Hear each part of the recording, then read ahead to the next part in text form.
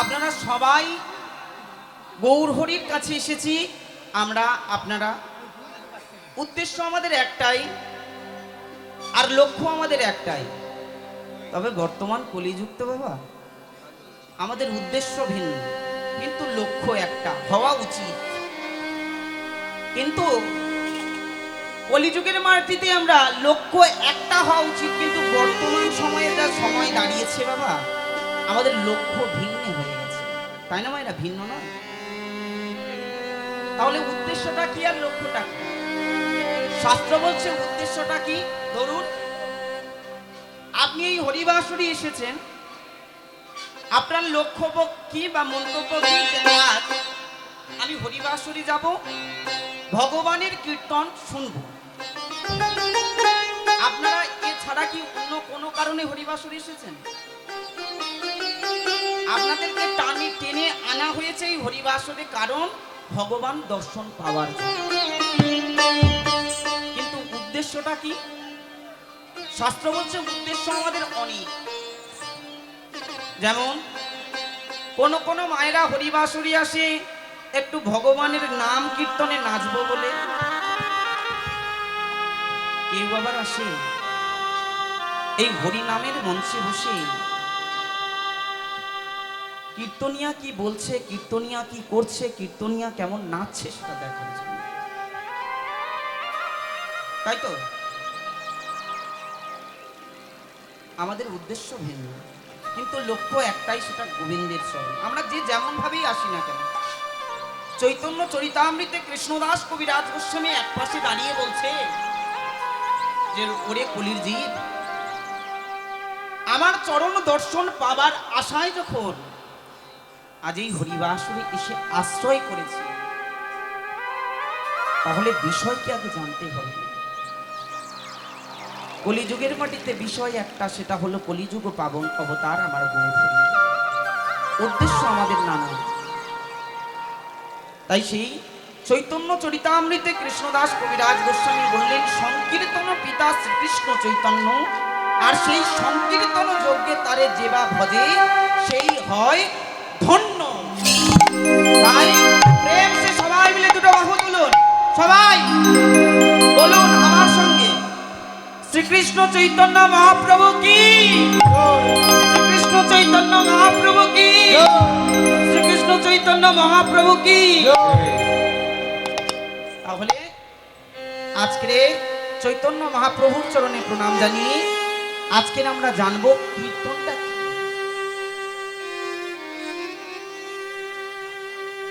আমরা সবাই জানি কলিযুগের মাটিতে মহাপ্রভু নাম কীর্তন এনেছিলেন, মহাপ্রভু কীর্তন প্রচার করেছিলেন।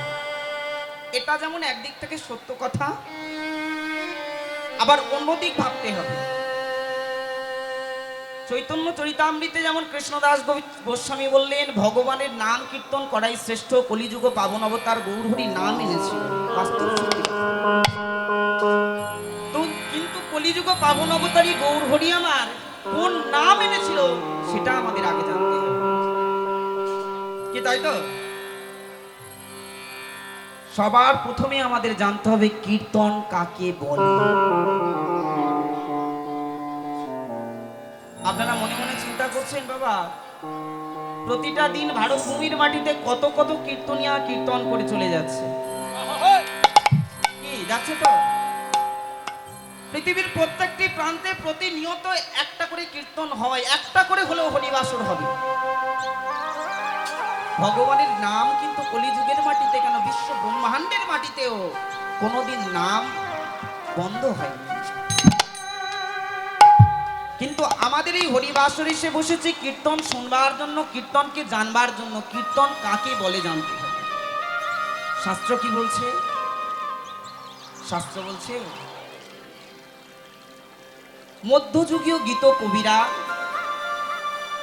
যে সমস্ত কবিতা রচনা করেছিলেন, মধ্যযুগীয় গীত কবিরা কবিতা আকারে যে সমস্ত পদগুলিকে রচনা করেছিলেন, সেই সমস্ত পদাবলীকে, সেই সমস্ত কবিতাকে সুর তাল লয় সহযোগে সর্বসম্মুখে জগৎ মাঝারে প্রকাশ করাকেই বলে কীর্তন। শাস্ত্র বলছে এই কীর্তনকে দুই ভাগে ভাগ করা হয়েছে। সেটা কোন কীর্তন? প্রথমটা হলো নারদীয় কীর্তন, আর দ্বিতীয়টা হলো সুখ কীর্তন। এই নারদীয় কীর্তন কাকে বলে? শাস্ত্র বলছে যে নামের গানকে বেশি প্রাধান্য দেওয়া হয়, মানে গান প্রধান, সেটাকে বলা হয় নারদীয় কীর্তন। আর সুখ কীর্তন কাকে বলে? শাস্ত্র বলছে সুখ কীর্তন তাকেই বলে যে গানের মধ্যে, যে নামের মধ্যে কথার বিস্তার করা হয়, কথাকে ভাঙা হয়, সেই কীর্তনটাকে বলা হয় সুখ কীর্তন। যেমন তার প্রমাণ, আপনাদের এদিকে কার্তিক মাসে মা ভাগবত পাঠ হয়, মহাভারত ভাগবত পাঠ হয়। দেখবেন ভাগবত পাঠের বাসরে যিনি ভাগবত পাঠক, আমার বাবা ঠাকুর, তিনি কখনো পাঠক, তিনি বর্ণনা করেন, কিন্তু তার মধ্যে তিনি কি কোনো গান প্রবেশ করান বা গান করে? গান করে? গান করে না। তাহলে সেই কীর্তনকে বলে সুখ কীর্তন। আগে কীর্তনটা আমাদের জানতে হবে, কারণ হরিবাসর প্রাঙ্গণে কত কত কীর্তনীয় আসে, তারাও কীর্তন করে চলে যায়। কিন্তু আমরা যদি কীর্তনটা কি সেটা সঠিক না জানি, তাহলে আমাদের আসা যাওয়া সার হবে বাবা, কিছু জানা হবে না। কি মায়েরা জানা হবে? আপনাদের যদি প্রশ্ন করি, আপনারা বলবেন বাবা গানই তো করে যায়, আমরা শুনে যাই, কিন্তু তিনি কোন গান করছেন সেটা তো আগে জানতে হবে, তাই নাকি? মহাজন আবার বলছেন এই নারদীয় কীর্তনকে 4 ভাগে ভাগ করা হয়। মহাজন পদাবলীকে কেমন ভাবে ভাগ করা হচ্ছে দেখুন। সেই কীর্তনকে 4 ভাগে ভাগ করা হলো, শাস্ত্রে উল্লেখ করলেন। প্রথমটা হলো নাম সংকীর্তন, দ্বিতীয়টা হলো লীলা সংকীর্তন, তৃতীয়টা হলো রূপ সংকীর্তন, আর চতুর্থটা হলো গুণ সংকীর্তন। তাহলে এখানেই প্রশ্ন যে বাবা আমরা তো হরিবাসরে বসছি, গান শুনছি, তাহলে মহাপ্রভু যে এনেছে এই কথাটা যে প্রকৃত সবাই বলে যায়, তাহলে মহাপ্রভু কোন কীর্তন এনেছে? কীর্তনকে 4 ভাগে ভাগ করা হলো, তাহলে মহাপ্রভু কোন কীর্তন এনেছে? চৈতন্য সারাবলী বলছে, চৈতন্য ভাগবত বলছে। কি বলছে? এটা আমার কথা নয় বাবা, মহাজন গতস্য পন্থা, মহাজনের পদানুসারেই কীর্তন। আমি আমার মন গড়া কথা বলে যাচ্ছি।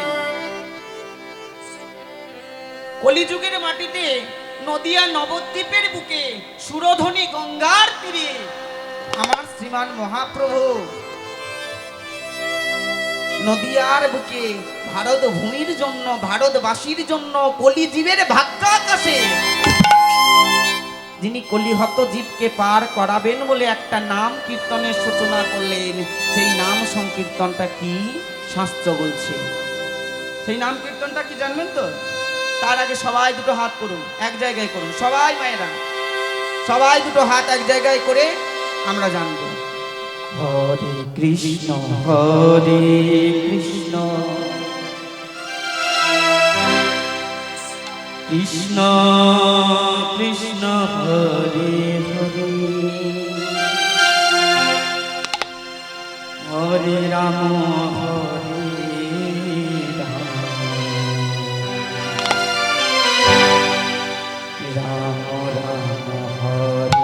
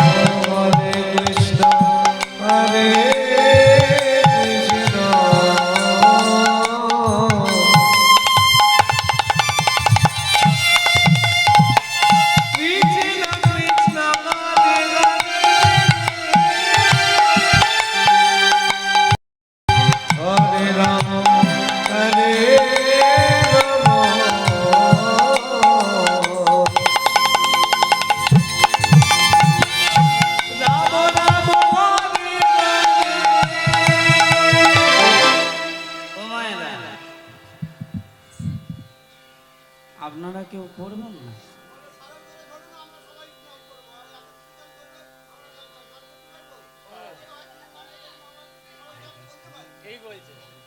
সরল করে ধরতে হবে? তাহলে ঠিক আছে, এই দাঁড়াও, সরল করে ধরি। চলুন দেখি সবাই হাত তুলুন। প্রেম সে নিতাই গৌর হরি বল। সবাই দাঁড়াও, হাত তুলুন। সবাই মিলে বলুন, হরে কৃষ্ণ হরে কৃষ্ণ কৃষ্ণ কৃষ্ণ হরে হরে, হরে রাম রাম রাম হরে হরে। হরে কৃষ্ণ।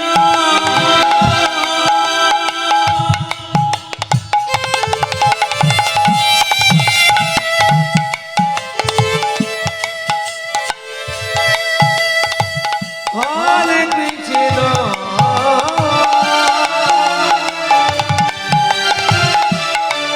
কৃষ্ণ কৃষ্ণ হরে হরে।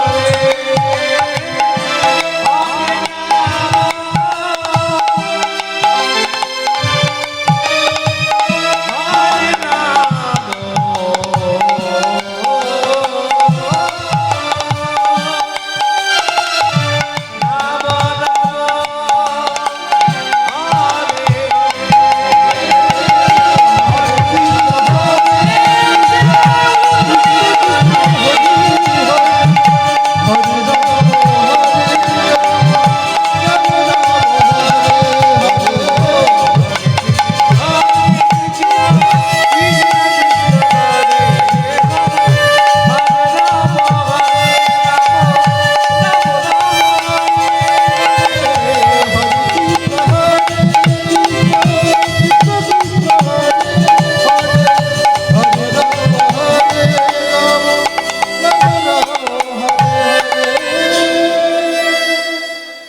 নদিয়ার বুকে যে নাম নিয়ে আসলো 16 নাম 32 অক্ষর, হরে কৃষ্ণ কৃষ্ণ কৃষ্ণ হরে হরে, হরে রাম রাম রাম হরে হরে।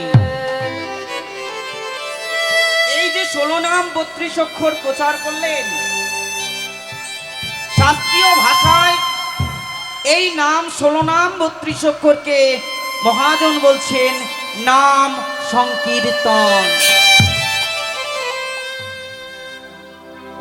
আর দ্বিতীয়টা ছিল লীলা সংকীর্তন। লীলা সংকীর্তন কাকে বলে? শাস্ত্র বলছে মধুময় শ্রীধাম শ্রী বৃন্দাবনের মাটিতে। ও দাদা, ঝাঁঝের লাঠিটা একটু দেবেন তো, ঝাঁঝ বাজাবো যে লাঠিটা। ভগবান শ্রীকৃষ্ণ আমার ঘন্টার যে লাঠিটা একটু লাগবে আমাদের। শ্রীধাম বৃন্দাবনের মাটিতে ঘন্টা বাজানো লাঠিটা একটু আনন্দ। যে 64 প্রকার লীলা বৃন্দাবনে করেছিলেন,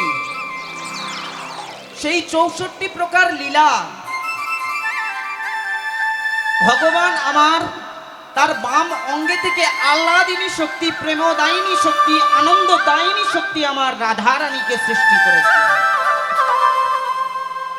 আর সেই রাধারানীকে সঙ্গে করে নিয়ে মধুময় বৃন্দাবনের মাটিতে ভগবান আমার যে লীলা প্রকাশ করেছিলেন, সেই লীলাকে মহাজন বললেন লীলা সংকীর্তন। নিতাই গৌর হরি বল। তৃতীয়টা হলো রূপ সংকীর্তন। এই রূপ সংকীর্তন কাকে বলে? শাস্ত্র বলছে যে সংকীর্তনের মধ্যে আমার শ্রী গোবিন্দের রূপ মাধুর্য বর্ণনা করা হয়, তাকে মহাজন বললেন রূপ সংকীর্তন। তাহলে এই রূপ সংকীর্তনটা কি? আপনাদের এখানে আজকের দিনে মা রাস হবে, তাই তো? আজকে রাসলীলা পরিবেশন হবে। শাস্ত্র বলছে রাসলীলার পূর্বে, মানে রাসলীলার আগে যে সংকীর্তনের প্রকাশ করা হয়, তাকে রূপ সংকীর্তন বলে। কেন? শাস্ত্র বলছে ভগবান শ্রীকৃষ্ণের রূপ মাধুর্যের শোভা যদি না দর্শন করা হয় তাহলে আমাদের রাসলীলা দর্শন হয় না। তাহলে এই রূপ বর্ণনাটা কি?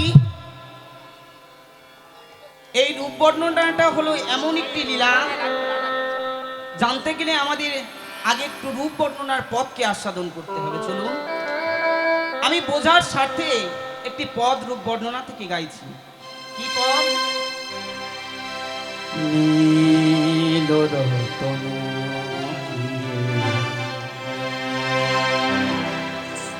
নব ঘন ঘটা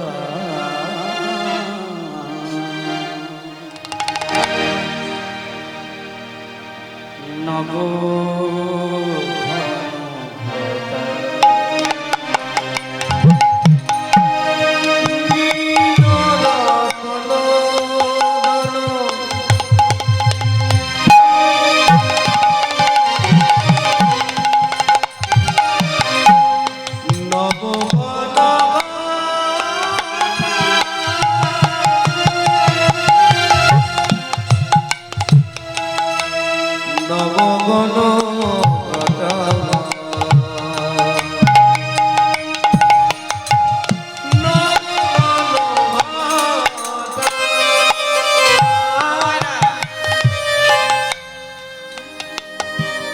এই পদাবলিতে বলছে নীলরত্ন কি? আপনারা প্রাণ গোবিন্দকে দর্শন করেছেন তো? আমার মন্দিরে বিরাজমান যে গোবিন্দ, একবার তাকিয়ে দেখে বলুন তো এই গোবিন্দের রূপটা কেমন? গোবিন্দকে দর্শন করেছেন সবাই, তাই তো? এবার আপনারাই বলুন যে শ্রী গোবিন্দের রূপটা কেমন বলতে পারবেন? আস্তে আস্তে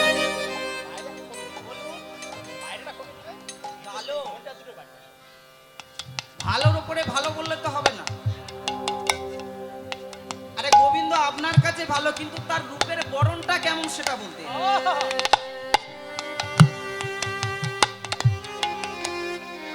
শ্যাম বলে। কিন্তু মহাজন পদাবলিতে বলছে নীল রতন কি নব ঘন ঘটা। আকাশের দিকে তাকিয়ে দেখবেন আকাশের রঙও মাঝে মাঝে নীল হয়ে যায়, তাই তো? আর নব ঘন ঘটা বলতে নব ইন্দ্র ধনুর যখন উদয় হয়, যখন আকাশে বজ্রপাত হয়, ঠিক সেই সময় নব ইন্দ্র ধনুর যেমন রূপ হয়, সেই নব ইন্দ্র ধনুর রঙকে একত্রিত করে নির্যাস করলে যে রথি জন্মায় সেই রথিকে মহাজন বলছেন নীল। পদাবলীর কেমন আক্ষরিক অর্থ বুঝতে হবে।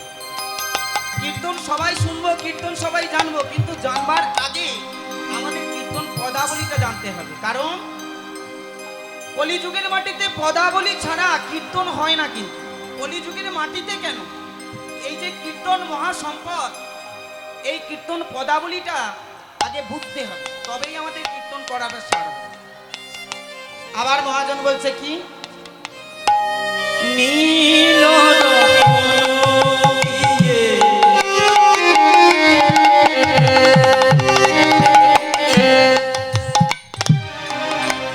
নব ঘন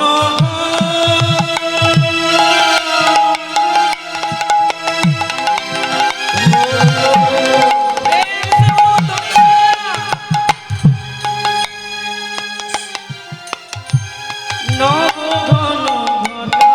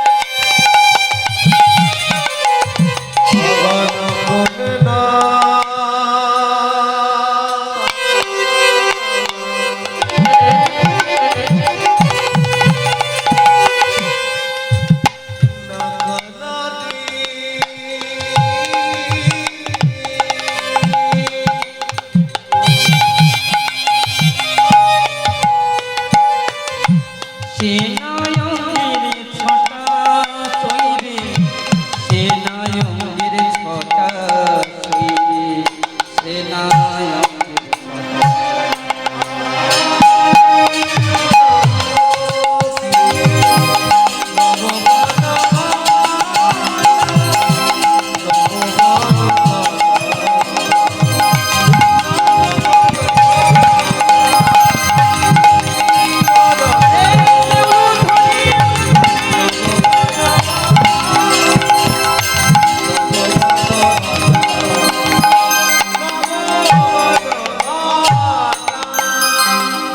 এটা কখন বললেন?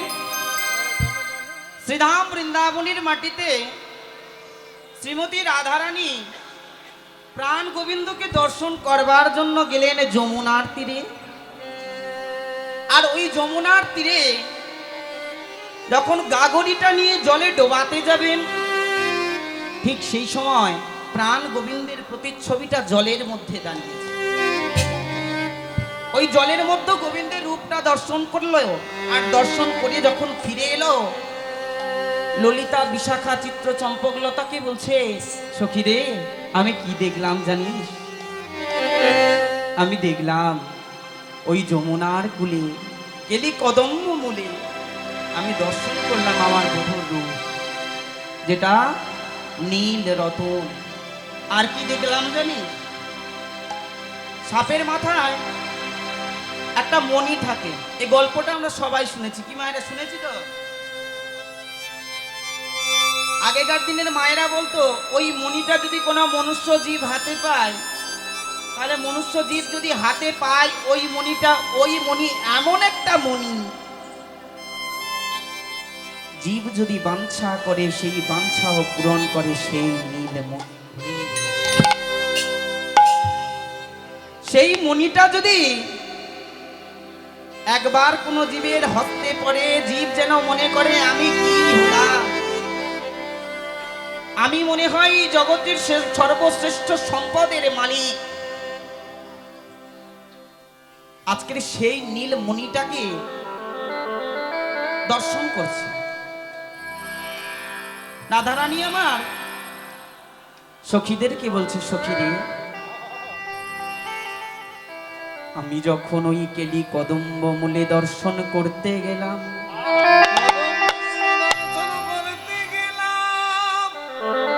আর আমি দর্শন করতে গিয়ে কি দেখলাম জানি? কি দেখলাম জানি? যেই না আমি হাতে ওই নীল মণিটাকে সঙ্গ করলাম, নীল মণিটা হাতে করে নিয়ে আমার বধূর কাছে গেলাম। আর আমার বধূর কাছে গিয়ে কি দেখলাম জানিস? আমার ওই বধূর কাছে গিয়ে আমি দেখলাম যে আমার ওই বধূর রং আমার মনে হয়েছিল ওই নীল পরশমণির কাছে বুঝি স্নান হয়ে যাবে। কিন্তু আমি গিয়ে দর্শন করলাম কি জানিস? আমি ওই বধূর কাছে গিয়ে আমার ওই বধূর রূপ দর্শন করে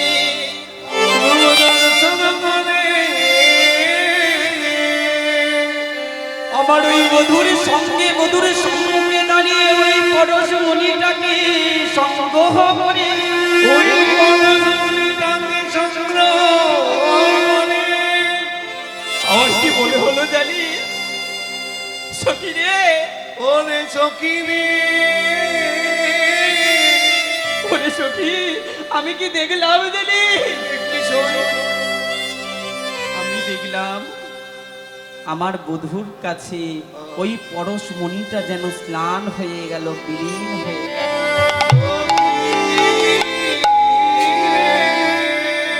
কারণ এই পৃথিবীর বুকে যত সম্পদ আছে, সেই সমস্ত সম্পদকেও যদি একত্রিত করা হয়, তাহলে আমার গোবিন্দের রূপের কাছে তার এক বিন্দু কণা মাত্র নয়। নিতাই গৌর হরি বল। এই হলো মায়েরা, হলো গোবিন্দের রূপ। আপনারা সবাই বলবেন যে কোন কোন মন্দিরে আমরা দেখেছি আমার গোবিন্দের রং কেউ পীতাম্বর কালো করে, কেউ আবার নীল করে। যিনি চিত্র, যিনি রচনা করলেন, যিনি যিনি ঠাকুরকে তৈরি করলেন, ভগবানকে তৈরি করলেন, আপনারা একবার চিন্তা করে দেখুন মায়েরা, যিনি সর্ব ঐশ্বর্যের মালিক, যিনি আমার ভগবান, আমরা কেউ কি আমার ওই গোবিন্দের রূপকে, গোবিন্দকে আমরা কেউ নিজের চক্ষে দর্শন করতে পেরেছি কি মায়েরা? পেরেছি? আমরা কেউ পারি। একবার চিন্তা করে দেখুন, আমরা 84 লক্ষ জনই ভ্রমণ করে মানব জন্ম পেলাম।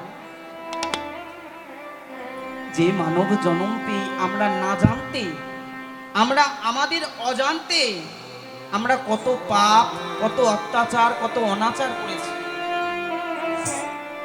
আর সেই আমার মতো নরকের কীট অধম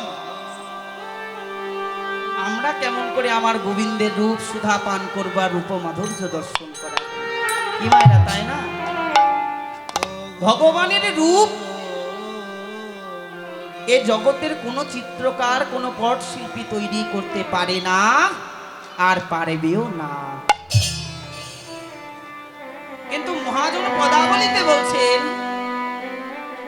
নব ইন্দ্র ধনুর যদি একত্রিত উদয় হয়, সেই একত্রিত উদয়ের রতি, সেই একত্রিত রংকে একত্রিত করলে, সব রংগুলোকে যদি একটা পাত্রে আমরা একত্রিত করি, সেই একত্রিত রঙের রথি,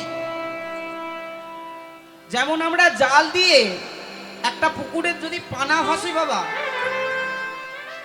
সেই পানাকে আমরা একটা জাল দিয়ে কি করি, ছাঁকনি দিয়ে ছাকিয়ে তুলে নিই তো, নিয়ে আমরা জলটাকে পরিষ্কার করি। পদাবলী বলছে সেই একত্রিত রঙকে একটা জাল, একটা ছাঁকুনি দিয়ে আমরা ছেঁকে নিলাম, আর ছেঁকে নিয়ে যে রথিটা, যে রংটা আমরা পেলাম, সেটাই হলো আমার গোবিন্দের রং। এটাই হলো বাবা রূপ বর্ণনা। এই রূপ বর্ণনা আমাদের এই সাইডে হয় না। যেসব আসলে অষ্টকালীন লীলা হয়, যেমন রসদগার, গমন গোষ্ঠ, সূর্য পূজা, উত্তর গোষ্ঠ, রূপ, আক্ষেপ, অনুরাগ, রাস, অলস, কুঞ্জভঙ্গ, এই হলো অষ্টকালীন লীলা। যেসব বাসরে অষ্টকালীন লীলা হয়, রাসের অগ্রে, রাসের পূর্বে আমাদের এই রূপ বর্ণনা লীলাটা শ্রবণ করতে হয়। কেন? যদি না রূপটা দর্শন না করা যায়, তাহলে আমরা গোবিন্দের রাস দর্শন করব কেমন করে? তাহলে এটাকে বলে আমাদের রূপ সংকীর্তন। এবার আমরা চতুর্থটা জানবো। চতুর্থটা কোনটা? সেটা হলো গুণ সংকীর্তন। গুণ সংকীর্তন কাকে বলে? শাস্ত্র বলছি, যে লীলার মধ্যে আমার গোবিন্দের গুণের বর্ণনা করা হয়, সেই লীলাকে বললেন গুণ সংকীর্তন। যেমন রসদগার লীলা থেকে একটি পদ আপনাদের গিয়ে শোনাচ্ছি, যার নাম হলো আমার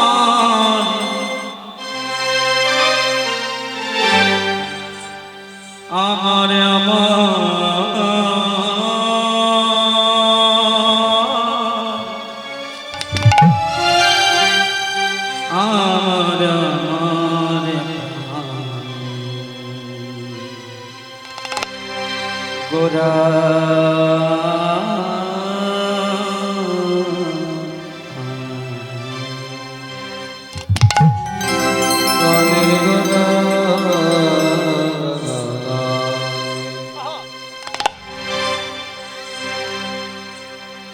আমার বধূ সে পরশ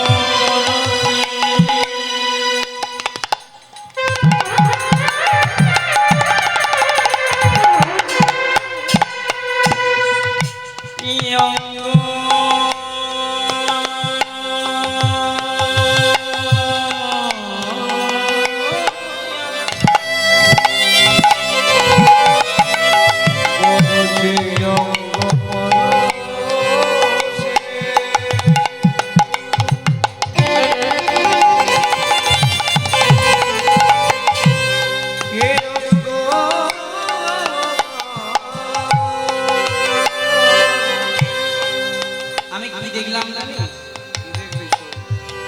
আমি ওই যমুনার কুলে গেলাম, আর ওই যমুনার কুলে গিয়ে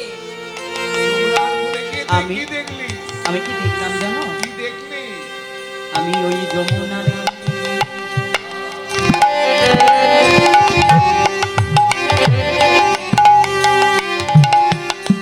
কে কদম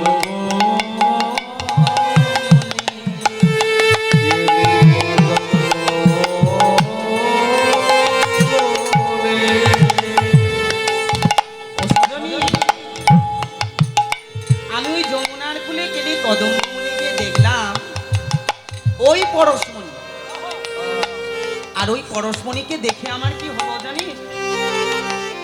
আমি যেই নারী আমার বধুর রূপ দর্শন করলাম,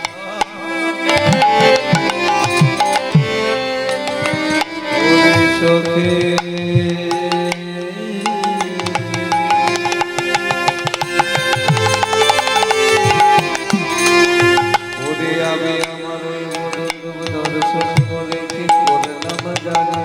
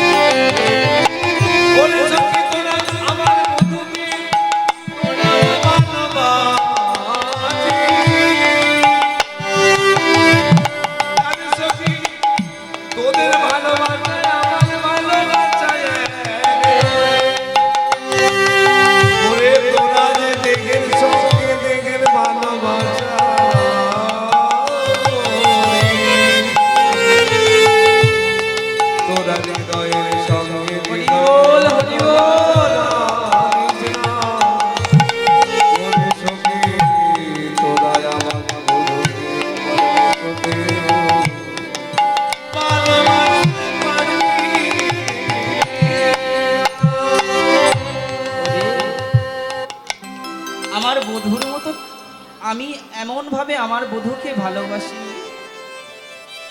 যে ভালোবাসার কথা আমি তোদেরকে বলতে পারবো না।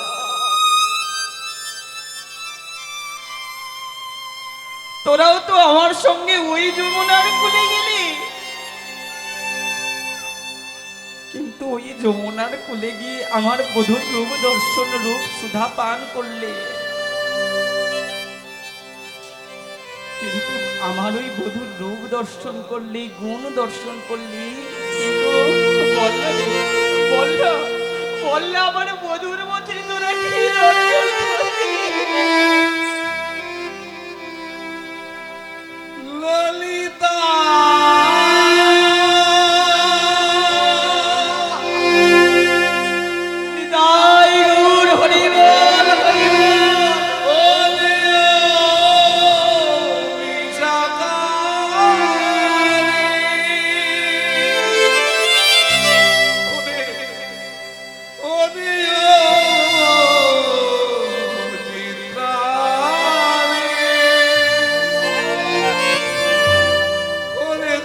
বলবো কোন এক মন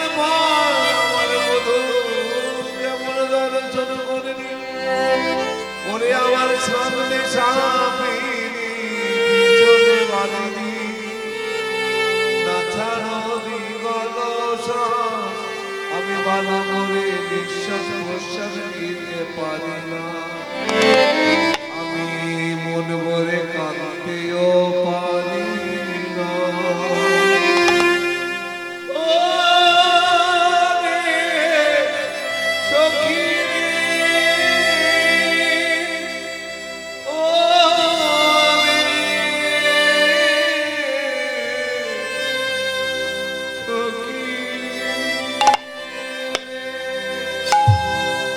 অনুরাগটা দেখো, অনুরাগ না হলে বাবা কৃষ্ণ ভজন হয় না। একবার চিন্তা করে দেখুন অনুরাগ কাকে বলে। এক সখী আর এক সখীকে বলছে, সখী রে আমি দর্শন করলাম। আমরাও সবাই ভালোবাসি ভগবানকে, আমরাও সবাই ভালোবাসি, কিন্তু আমরা ভালোবাসার মতো কজন ভালোবাসতে পারলাম গো? ভালোবাসার মতো কেউ বাঁচতে পারলাম? শুধু আমরা ভালোবাসলাম তাকে স্বার্থের জন্য। কেমন স্বার্থ? ও ভগবান, তুমি যদি আমার একটা ছেলে আছে, যদি তুমি তাকে চাকরি পাইয়ে দাও, আমি তোমার মন্দিরে 100 কেজি বাতাসা দেব। আবার ভগবানের কাছে বললাম, ভগবান গো তুমি যদি একেবারে কৃপা করে আমার এই মাটির বাড়িটা যদি একেবারে দোতলা বাড়ি করতে পারো, তাহলে কি করবো জানো? আমি একেবারে যদি ওই দোতলা বাড়িটা তুমি যদি একবার আমায় ওই মাটির বাড়িটা একেবারে যদি দোতলা করতে পারো, তাহলে আমি তোমার মন্দিরের সম্মুখে যে ওই রাস্তাটা আছে, ওই রাস্তাটা আমি 1000 ইট দিয়ে রাস্তাটা বাঁধিয়ে দেব। বলি না মায়েরা? আবার মা কালীর মন্দিরে গিয়ে বলবো, ভগবান না না না না, তুমি তো ভগবান নয়, তুমি তো মা। ও মা, একবার যদি তুমি কৃপা করে মা আমার ওই সন্তানটা অসুস্থ, তুমি যদি সুস্থ করে দিতে পারো, আমি তোমার মন্দিরে জোড়া পাঠা দেব।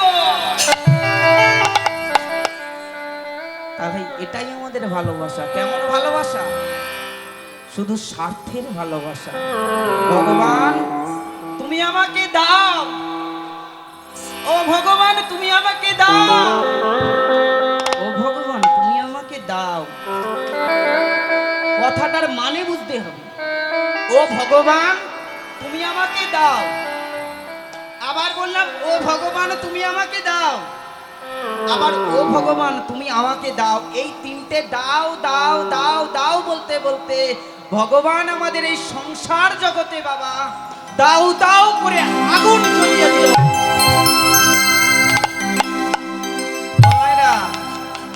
সংসার তো আমরা সবাই করছি, সবাই সুখী হতে পেরেছি? পেরেছি? কারণ আমাদের দাও দাও করে চাওয়ার ইচ্ছে আকাঙ্ক্ষাটা যে একটা বড় সমুদ্রের ন্যায় হয়ে গেছে। কিন্তু বৃন্দাবনের মাটিতে রাধারানী সখীদেরকে বলছে, সখীরে আমার ওই বধূর রূপের কাছে রূপকে দর্শন করে আমি কি হলাম জানিস? কি হয়েছিস? তাহলে বল। ওরে সে অঙ্গ পরশে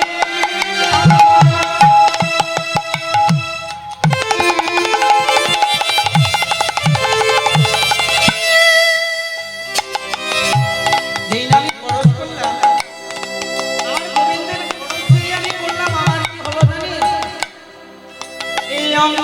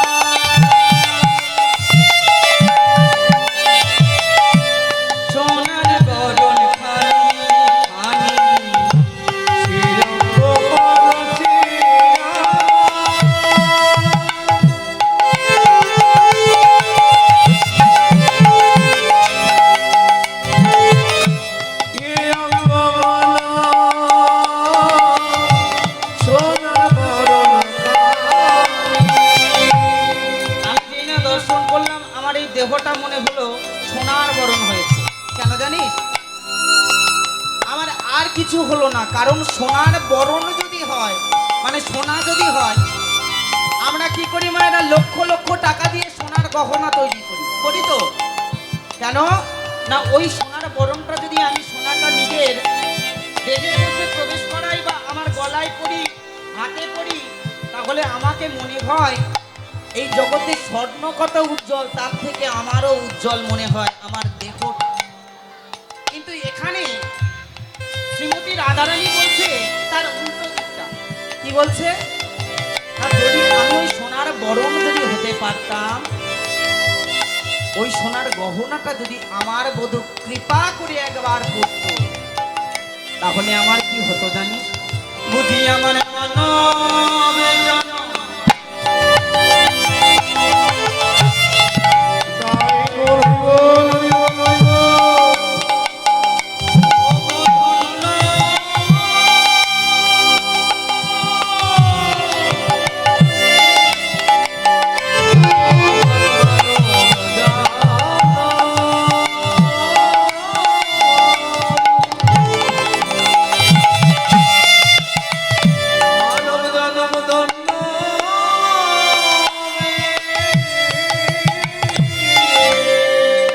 একবার যদি নিজেদেরকে অমন করে সাজাতে পারতে মায়েরা বাবারা, তাহলে আমাদের মতোই অদমের আর চিন্তা করতে হতো না। কেন জানো?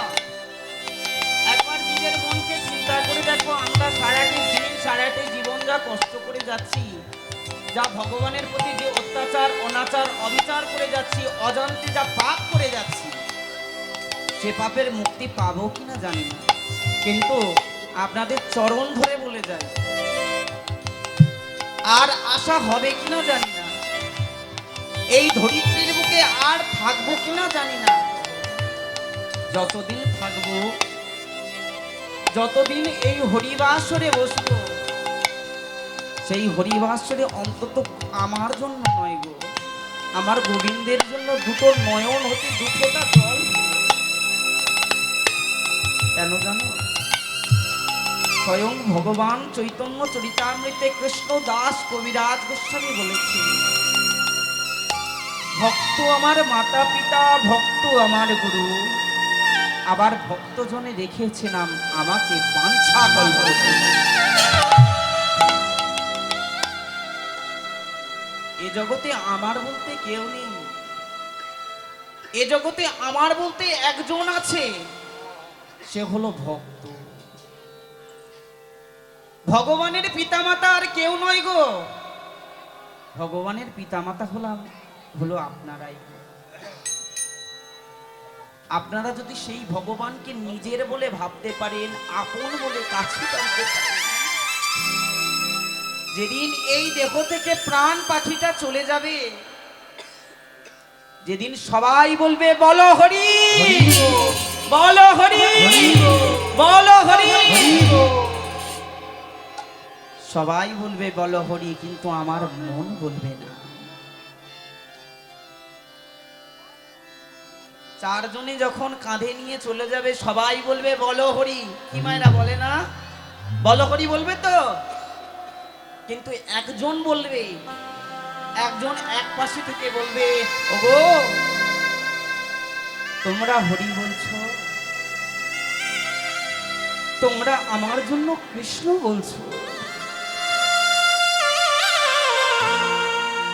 ওগো আমার আত্মীয় পরিজন, আপন বন্ধু বান্ধব, পিতা পুত্র স্ত্রী কন্যা, সবাই তোমরা আমার জন্য হরি বলে বলছো, আমার জন্য নয়নের ধারা ঝলছো, তোমরা আমার জন্য কৃষ্ণ বলে কাঁদছো, কিন্তু আমার মন বলছে। কে বলে গো? সবাই বলো হরি বলে, একজন দাঁড়িয়ে বলে না, কে?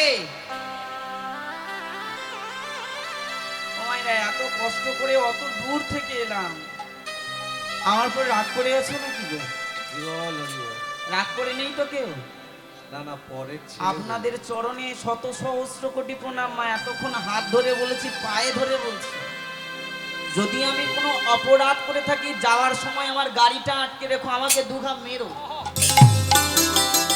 কারণ এ জগতে তো আমার মা নেই, শুধু বাবা আছে। মা বলা, আমাকে খোকা বলা পাখিটা সে চলে গেছে। আমি আপনাদের কাছে ছুটে আসি শুধু একটাই কারণে, মায়ের ভালোবাসা, বাবার ভালোবাসা পাওয়া। কারণ আমার মাই 4 বছর মারা গেছে, বাবা বিরাজমান, বাবা আছে। শুধু ভালোবাসার জন্য আজকের আপনাদের কাছে আসা। আমি যদি অপরাধ কিছু করে থাকি, আমি যখন পরিবেশন শেষে যখন চলে যাব, যাওয়ার সময় আমাকে দুঘা মেরো, আমি তাতেও কিছু বলবো না। কেন জানো? সন্তান যদি কোনো ভুল করে থাকে, মা বাবাই তো শাসন করবে, আর কেউ শাসন করবে না।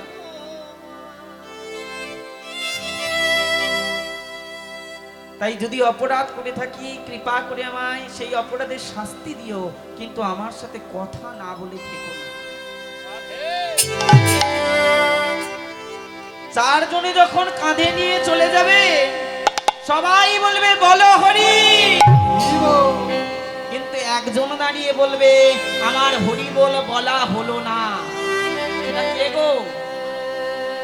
যে মারা গেছে সে। জননী জন্মভূমিষ্ঠ হরগণপি গণিয়োছি, জননী জন্মভূমিষ্ঠ হরগণপি গণিয়োছি।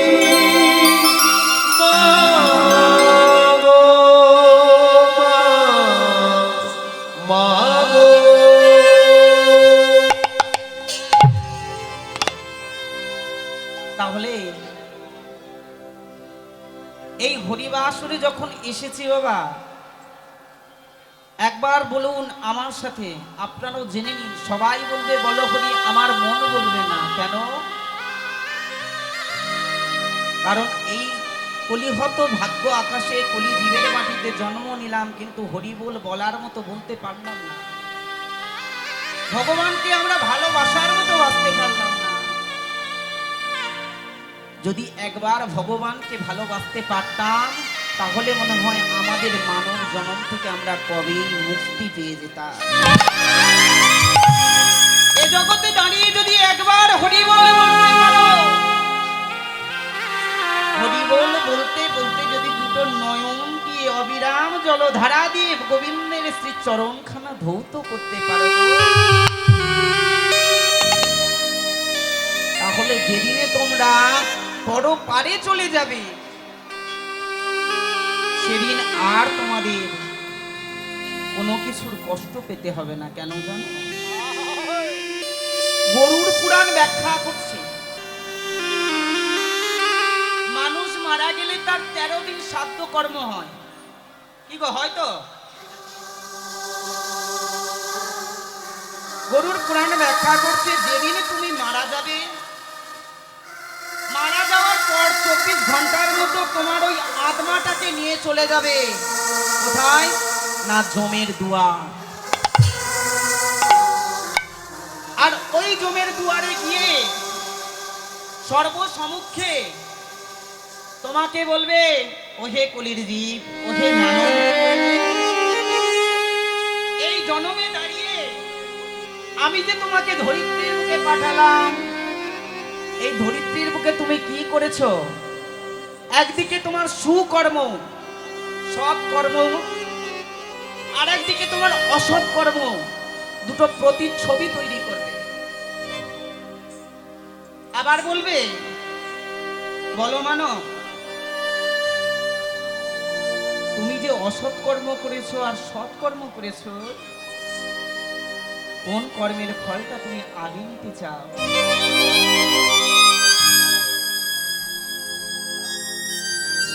কতটা কথার কত মানে দেখুন,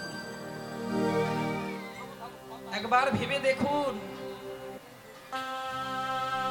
এই মানব জন্মে দাঁড়িয়ে আমরা কি করলাম আর কি না করলাম, সে তো সিসিটিভি ক্যামেরা বসিয়ে রেখেছে গো।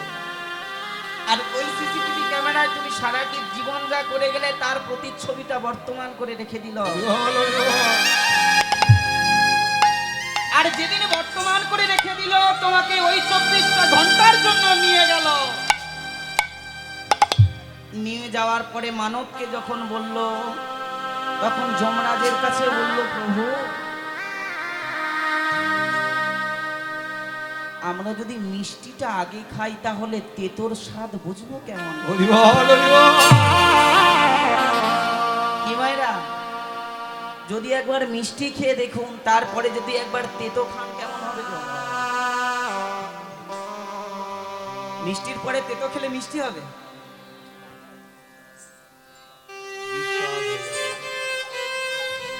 আমি তো জানতাম না, এই আপনার মুখ থেকে শুনলাম যে মিষ্টি খাওয়ার পরে যদি কোনো মানুষ তেতো খায় তার গালটা মিষ্টি হয়। একেবারে যদি কোনো মানুষ মিষ্টি খায় তারপরে যদি তাকে তিতো দেওয়া হয় তার গা গুলিয়ে উঠবে। উঠবে না গো? গা গুলিয়ে উঠবে। তাহলে বলো, তুমি সুকর্ম অর্থাৎ মিষ্টিটা আগে খেতে চাও না অসৎ কর্ম অর্থাৎ তেতোটা আগে খেতে চাও? সেদিনকে ওই মানব দাঁড়িয়ে বলেছিল, ভগবান যদি দিতে হয় আমায়, হে যমরাজ যদি দিতে হয় আমায়, তবে এই ভাতটা আগে দাও, যেটা হলো তিতো ভাত, যার নাম হলো অসৎ কর্মের ফল। বেশ, তোমায় দেব। আবার ওই আত্মাটাকে নিয়ে চলে আসে 24টা ঘন্টা পর। কোথায় না? তোমার আপন স্থল, যে স্থলে তুমি দাঁড়িয়েছিলে তোমার স্ত্রী পুত্র সংসার পরিজনদেরকে, যাদেরকে আপন বলেছিলে। যখন আপন বলল, আত্মাটা মনে মনে চিন্তা করলো, আবার যদি আমি ধরিত্রীর বুকে যাই মনে হয় আমার কত শান্তি। আত্মাটাকে নিয়ে চলে আসা হলো। নিয়ে চলে এসে যমরাজের দুজন লাঠিয়াল আত্মাটাকে বলছে, ওগো, যার জন্য তুমি বাড়ি করলে, গাড়ি করলে, যার জন্য ব্যাংক ব্যালেন্স করলে, তারা তোমায় কি করছে দেখেছো? কি করছে গো? চারজনে কাঁধে করে নিয়ে বলো হরি বলতে বলতে বলতে বলতে তোমাকে ওই শ্মশানে রেখে আসবে। আর ওই শ্মশানের মধ্যে যে এক ফোঁটা বিন্দু থেকে তোমার জন্ম হলো, সেই এক ফোঁটা বিন্দুতেই তোমাকে শেষ করে দেওয়া হবে। বাবা আর মায়ের রথি দিয়ে যে জন্ম হয়েছিল যে মানবের, সেই মানবটাকে আবার এক ফোঁটা বিন্দু আগুনে তাকে নিঃশেষ করে দেওয়া হবে। নিতাই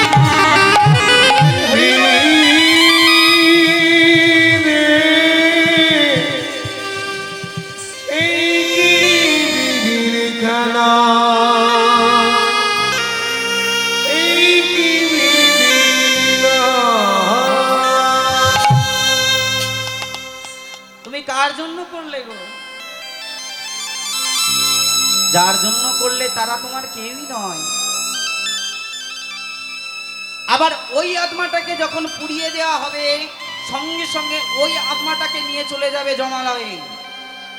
যেহেতু তুমি চেয়েছিলে অসৎ কর্মের ফল, আগে তোমাকে অসৎ কর্মের ফল দেওয়া হবে। কি?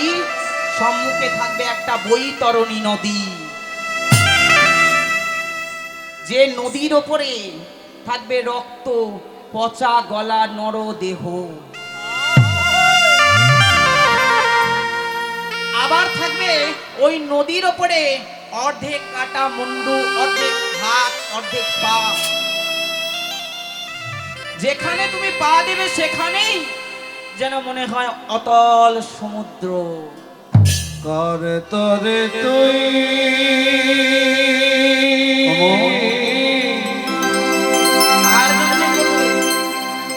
কাঁদে সুরে মো